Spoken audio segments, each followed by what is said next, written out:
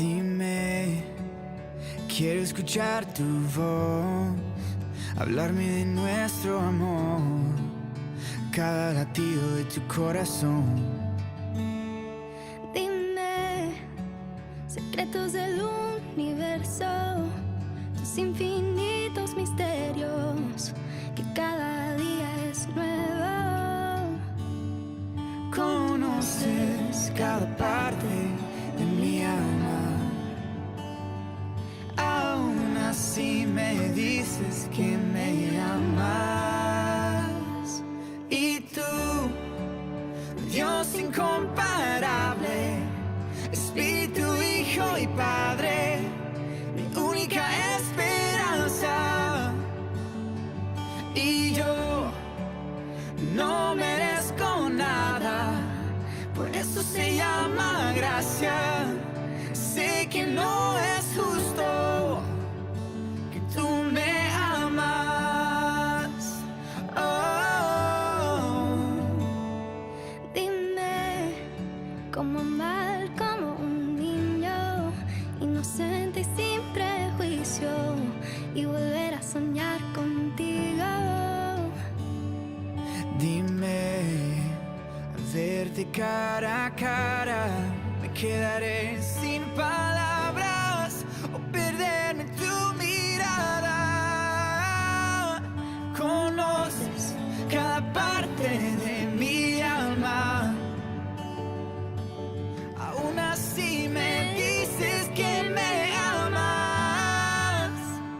Y tú, Dios incomparable, Espíritu, Hijo y Padre, mi única esperanza. Y yo no merezco nada, por eso se llama gracia. Sé que no es justo que tú me amas. Oh, oh, oh. Conoces cada parte de mi alma, aún así me dices que me amas. Cuán grande, perfecto e infinito es tu amor, que tú moriste y me diste salvación. Y tú, Dios incomparable, Espíritu, Hijo y Padre, mi única esperanza. Y yo no merezco nada, por eso se llama gracia. Sé que no es justo que tú me amas. Oh, oh, oh, que tú me amas.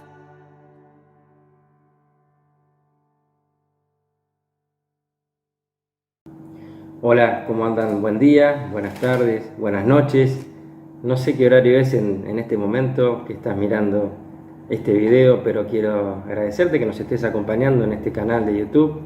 Somos de la iglesia de Rubén Darío, en la localidad de Munro, provincia de Buenos Aires, y estamos estudiando el libro de Éxodo y llevamos ya 19 capítulos estudiados y hoy vamos a arrancar con el capítulo 20 y queremos agradecerte que nos estés acompañando.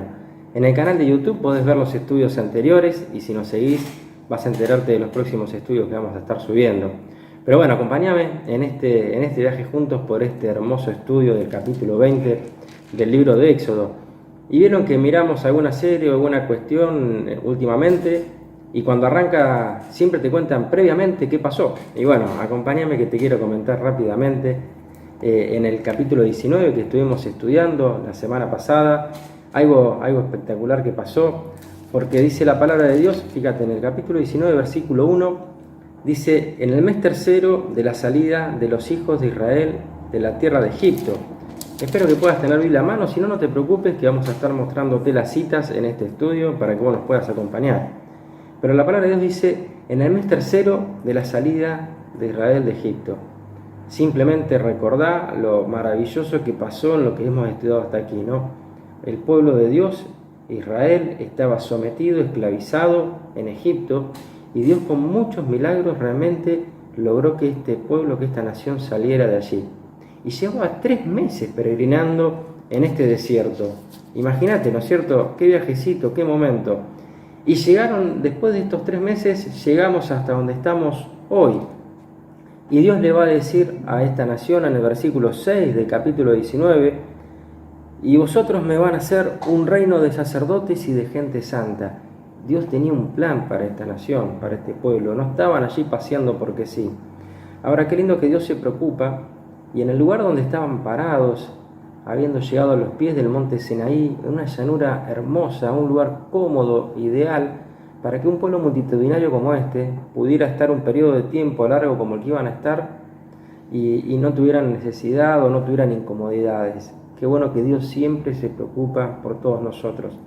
Y en este lugar geográfico van a pasar 3 cosas muy importantes. La primera de ellas la vamos a ver hoy, que es justamente cuando Dios le da a Moisés las tablas de la ley.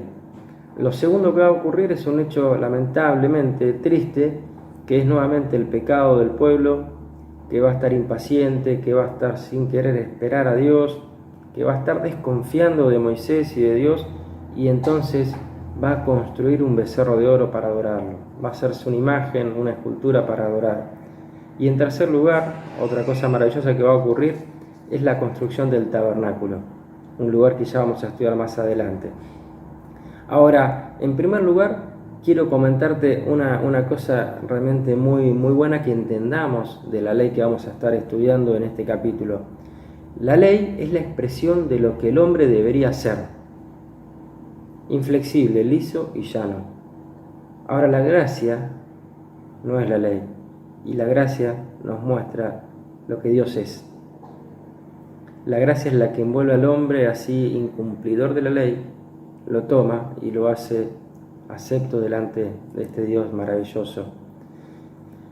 La ley nos va a mostrar cuán alejados estamos nosotros de los caminos de Dios y para que podamos experimentar así la gracia salvadora. El tema es que a veces no solo no cumplimos la ley, sino que tampoco nos dejamos tomar de la gracia de Dios. Dios es amor. Dios no es ley. Dios no es un Dios de no harás, no tocarás, o no hagas, o haz esto. Dios es un Dios de amor.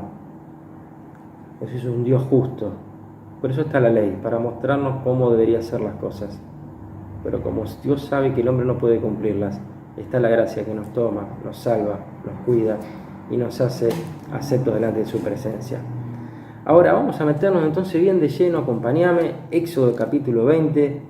Sin más preámbulos, quiero que tengas en la cabeza esto que Dios piensa. En Juan capítulo 1, versículo 17, dice que la ley por medio de Moisés fue dada, pero la gracia y la verdad vinieron por Jesucristo. Amén.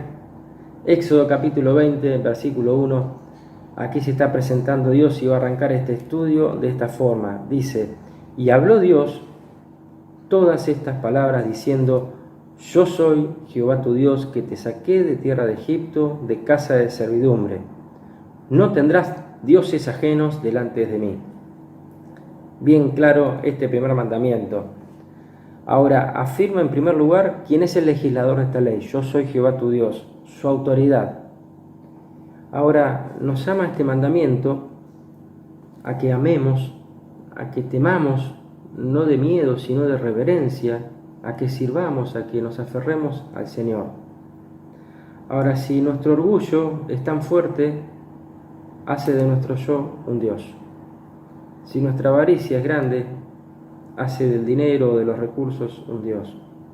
Y Dios está diciendo aquí, no tengamos dioses ajenos delante de Él. Si estamos quebrantando alguna de estas cosas, ya estamos quebrantando este primer mandamiento. Segundo mandamiento, dice el versículo 4 de este capítulo, no te harás imagen ni ninguna semejanza de lo que está arriba en el cielo, ni abajo en la tierra, ni en las aguas debajo de la tierra. No te inclinarás a ellas, ni las honrarás, porque yo soy Jehová tu Dios, fuerte y celoso, que visito la maldad de los padres sobre los hijos hasta la tercera y cuarta generación de los que me aborrecen, y hago misericordia a millares a los que aman y guardan mis mandamientos. No hacer ningún tipo de representación o imagen que quisiéramos que se parezca a la de Dios. Calvino va a decir algo realmente maravilloso, lo va a explicar muy claramente. Va a decir que no tenemos que rendirle culto a ningún fruto de la imaginación humana, sino conforme a la palabra de Dios. Romanos capítulo 1, versículo 25 también va a explicar muy bien esto y va a decir que los hombres han cambiado la verdad de Dios, honrando y dando cultos a las criaturas antes que al Creador, el cual es bendito por los siglos de los siglos. Amén. Si tenemos imágenes o si hacemos este tipo de cosas y honramos a Dios más con nuestra imaginación que con la palabra de Dios misma, estamos quebrantando este segundo mandamiento. Tercer mandamiento, versículo 7, dice: no tomarás el nombre de Jehová tu Dios en vano, porque no dará por inocente Jehová al que tomare su nombre en vano. Se prohíbe cualquier tipo de profanación de su nombre. Cualquier cosa que hagamos para relacionar el nombre de Dios con una mentira, con un chiste o con un invento humano. Si somos de hacer este tipo de cosas, si somos negligentes como para lograr este tipo de cosas, estamos quebrantando este tercer mandamiento. Cuarto mandamiento, versículo 8 de este capítulo, dice: acuérdate del día de reposo para santificarlo. 6 días trabajarás y harás toda tu obra, pero el séptimo día es día de reposo para Jehová tu Dios. No hagas en él obra alguna, tú, ni tu hijo, ni tu hija, ni tu siervo, ni tu criada, ni tu bestia, ni tu extranjero que está dentro de tus puertas. Porque en 6 días hizo Jehová los cielos y la tierra, el mar y todas las cosas que en ellos hay, y reposó en el séptimo día. Por tanto Jehová bendijo el día de reposo y lo santificó. Ahora, me encanta pensar que primero Dios vea este día como un día de descanso. Acuérdate del día de reposo para santificarlo. 6 días trabajarás, pero el séptimo día es un día de reposo. Primero Dios piensa en la necesidad del hombre. Segundo, dice, es un día santo, apartarlo para Él, para Dios. Matthew Henry dice en su comentario, es un día que debemos ocuparnos en hacer ejercicios santos. Bien claro, bien gráfico. Las razones: tenemos suficientes días para nuestras labores y quehaceres, ¿no es cierto? No es que estamos con escasez de tiempo, aunque a veces parecería que nos faltara el tiempo, lamentablemente. Pero Dios en su benevolencia determinó un día para que nuestro cuerpo descanse y que podamos dedicarlo a consagrarlo a Él, a meditar en Él, a pensar en sus planes para nosotros, en adorarlo por todo lo que nos da.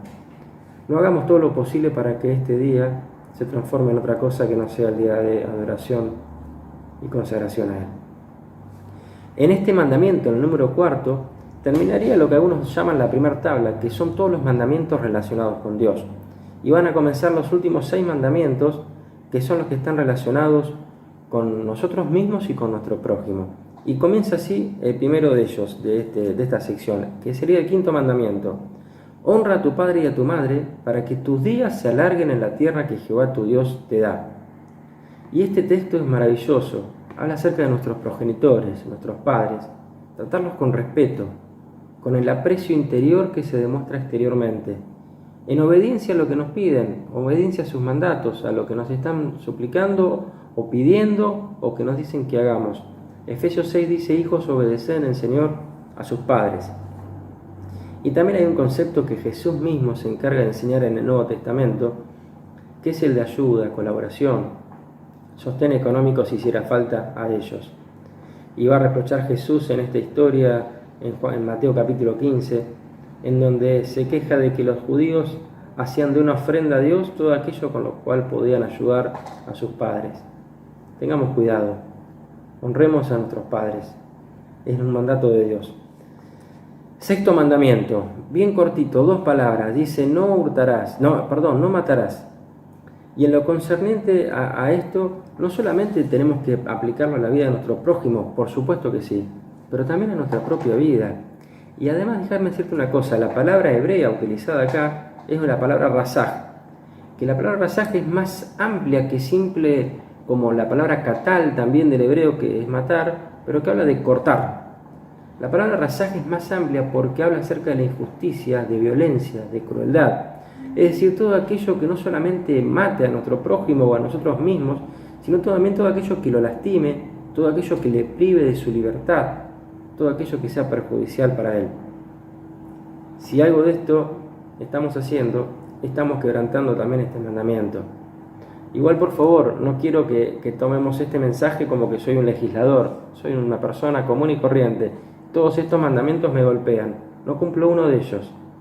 Pero vamos a ver al final de este estudio una visión maravillosa de la gracia de Dios sobre esta parte.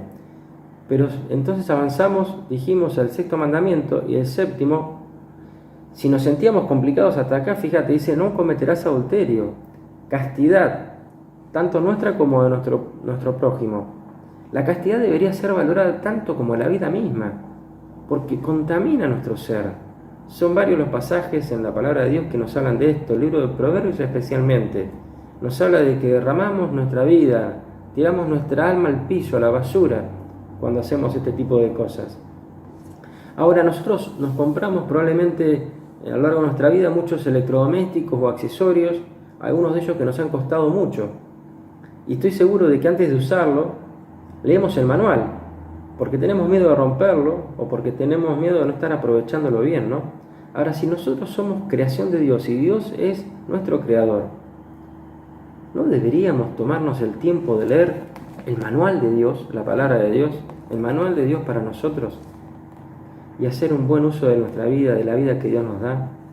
Si leemos los manuales de los electrodomésticos para usarlos bien, ¿no deberíamos nosotros, como creación de Dios, prestarle más atención a sus consejos?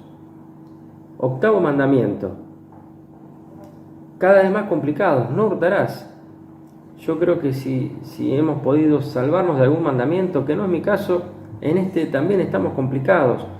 Prohíbe robarnos a nosotros mismos y también a otros, por supuesto. Ahora, hacer un uso indebido de nuestro dinero, malgastarlo, derrocharlo, también quebranta este mandamiento. Nos estamos robando a nosotros mismos. Ni hablar con nuestro prójimo, ni hablar si nos quedamos con lo que es del otro, haciendo que las cuentas queden a nuestro favor, usando pesos y medidas falsas, balanzas que no andan bien, adulterar la calidad de lo que hacemos o de lo que trabajamos o de lo que vendemos. Si no pagamos a tiempo, estamos robando también. No hurtarás. Octavo mandamiento. Noveno mandamiento. Dice el versículo 16: no hablarás contra tu prójimo falso testimonio. ¡Wow! Durísimo. Cada vez se hila más finito. Y dice esto de no hablar falso testimonio, podemos estar pensándolo en todas las formas en las que transgredimos esto, ¿no? Cuando hablamos injustamente, cuando calumniamos, cuando hacemos chismes, cuando exageramos un hecho, cuando queremos aumentar nuestra reputación a costa del otro, a costa de nuestro prójimo. Eso realmente es quebrantar este noveno mandamiento. La palabra de Dios dice dos versículos hermosos. Primero, que ninguno tenga un más alto concepto de sí mismo que el que debe tener, sino que piense de sí con cordura. Y Filipenses capítulo 2 va a decir que completemos el gozo de Pablo sintiendo esto mismo que sintió Jesús, ¿no? Y dice: teniendo un mismo amor, unánimes, sintiendo una misma cosa, nada hagamos por contienda o por vanagloria, antes bien con humildad, estimando cada uno a los demás como superiores a él mismo. Qué hermoso que podamos cumplir este mandamiento y cuidar a nuestro prójimo, hablando bien de él. Y si tiene alguna dificultad, ayudarlo, no hundirlo más con nuestros chismes. Y terminamos con el 10º mandamiento. Fíjate lo que dice la palabra de Dios, versículo 17. Dice allí el texto: no codiciarás la casa de tu prójimo, no codiciarás la mujer de tu prójimo, ni su siervo, ni su criada, ni su buey, ni su asno, ni cosa alguna de tu prójimo. Tal vez hoy, en vez de siervo, en vez de buey o en vez de asno, podemos estar hablando de la casa, del auto, del trabajo que tiene nuestro prójimo, ¿no? Ahora, este mandamiento prohíbe todo pensamiento o todo deseo desordenado de poseer para nuestra propia satisfacción algo que es de nuestro prójimo. La palabra de Dios en Romanos capítulo 12, versículo 15, nos da un mandato maravilloso que dice: gozaos con los que se gozan y llorad con los que lloran. Cuando nuestro prójimo está pasando por alguna dificultad, qué bueno que nosotros estemos cercanos para acompañarlos en este momento. Pero también el texto dice: gozaos con los que se gozan. Es decir, si a nuestro hermano, si a nuestra persona que tenemos cerca le está yendo bien, tiene lindas cosas, alegrémonos con él. No se las envidiemos, no se las codiciemos afanosamente con bronca o con envidia, porque él tiene esto y yo no. Gozaos con los que se gozan es el mandato de Dios.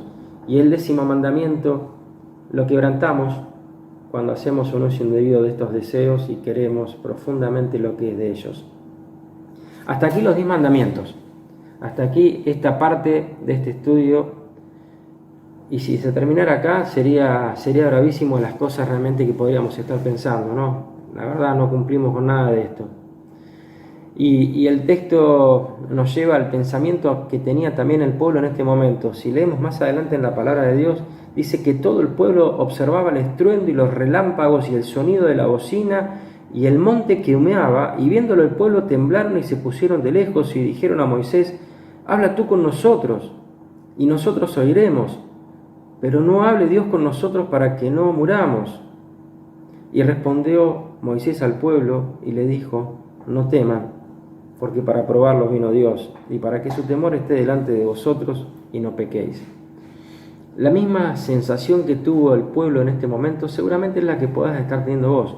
Decir: che, qué duros son estos mandamientos, no puedo cumplirlos, no puedo hacer este tipo de cosas, pues realmente es difícil. Ahora déjame que te establezca la visión de Jesucristo. Vos sabés que el primer enseñador de estos mandamientos, después de Moisés, fue Jesucristo. Jesucristo habló acerca de estos mandamientos. En el Nuevo Testamento podemos leer un poco las enseñanzas y su pensamiento acerca de esto. Porque en Marcos capítulo 12, si me acompañás en la palabra de Dios, dice allí la palabra que un grupo de escribas estaban allí con el Señor disputando y vieron que Jesús les había respondido bien. Entonces este escriba le va a preguntar en el versículo 28 de Marcos capítulo 12 a Jesús: ¿cuál es el primer mandamiento de todos? Y Jesús responde: el primer mandamiento de todos es: oye Israel, el Señor nuestro Dios, el Señor uno es, y amarás al Señor tu Dios con todo tu corazón y con toda tu alma y con toda tu mente y con todas tus fuerzas. Este es el principal mandamiento. Y el segundo es semejante: amarás a tu prójimo como a ti mismo. No hay otro mandamiento mayor que estos.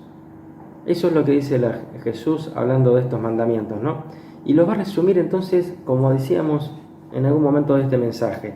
Los primeros 4 mandamientos Jesús los relaciona con un amor a Dios, con toda nuestra alma, con todo nuestro corazón, con toda nuestra mente, con todas nuestras fuerzas.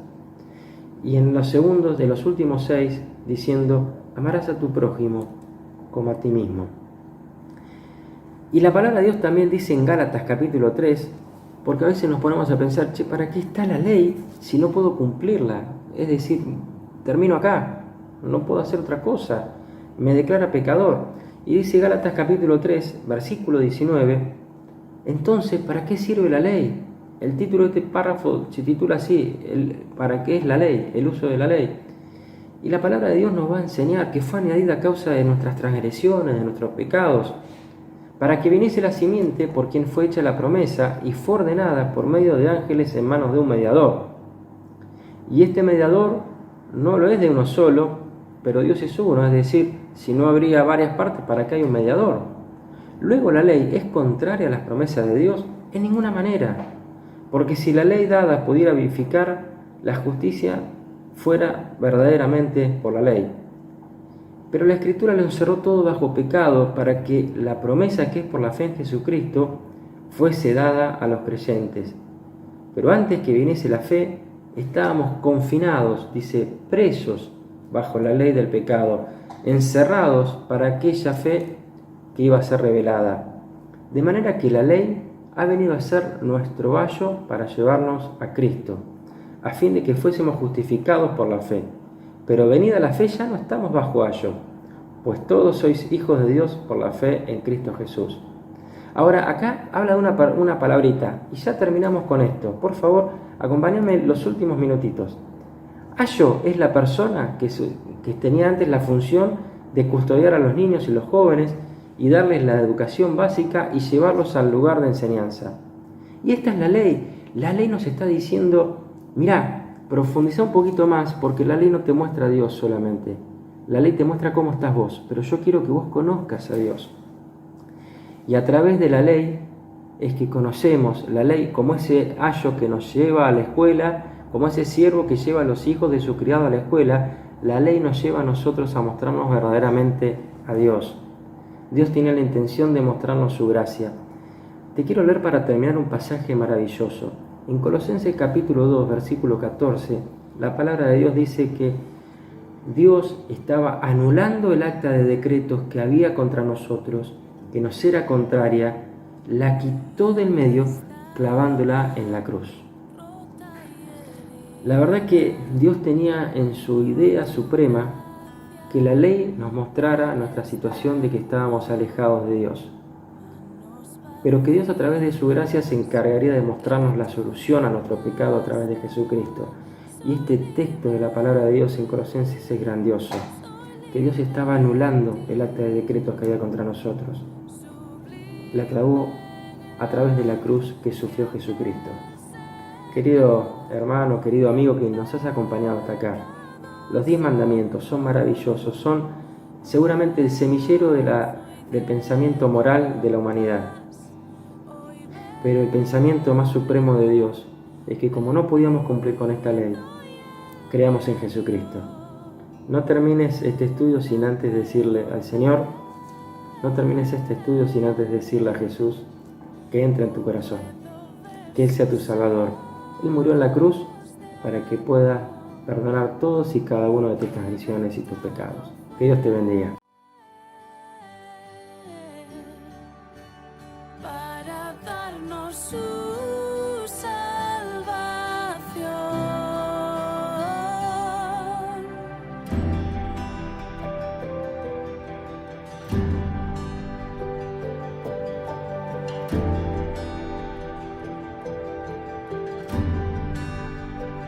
Tú no me juzgas por mis fracasos, tú me aceptas tal como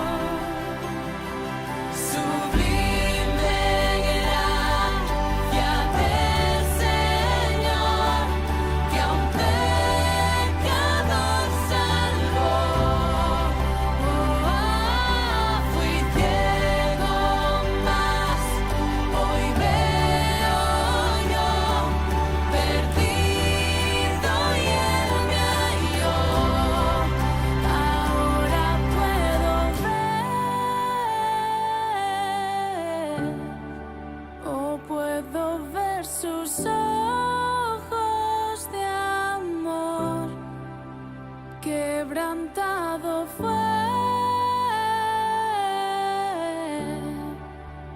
para darnos su salvación.